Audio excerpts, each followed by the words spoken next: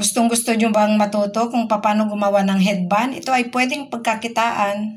Ngayon ituturo ko sa inyo, ilapag ang tela. At ang haba ng ating tela, 21 inches. At ang lapad naman, 8 inches. Yung ating garter, kalahati sa body para maganda ang pagka-shearing. Next, ang sukat ng ating combination, 9 inches. Yung garter, bawasan nyo ng 2.5 inch para maganda ang pagka-shearing.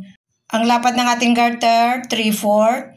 Pagsamahin ng kulay yellow, kunin ang garter, tapos saka natin pasadahan. Ganyan ang sukat din, 3/4.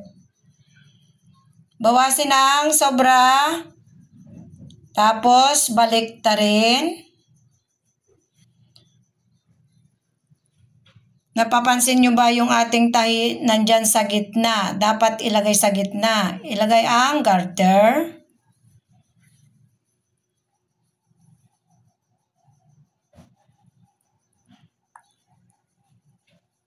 Ilak agad dyan sa gilid para hindi babalik yung garter sa loob.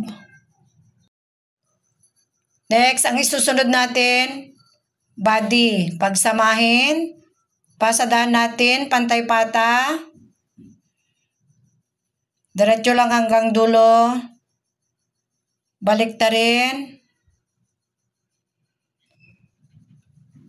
Yang pinagtahian natin nakalagay sa gitna.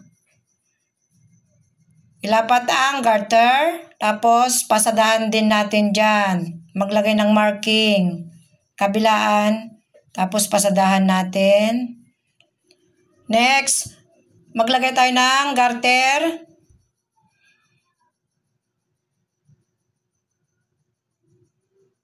Dapat lapat na lapat yan para magandang tignan. Hindi maganda pag maluwag. Next, basting, kabilaan para hindi babalik yung garter. Napapansin nyo ba ito yung may tahi sa gitna? Sa kabila naman tayo. Diyan ilagay yung combination. Yung combination nakaharap sa inyo yung may tahi.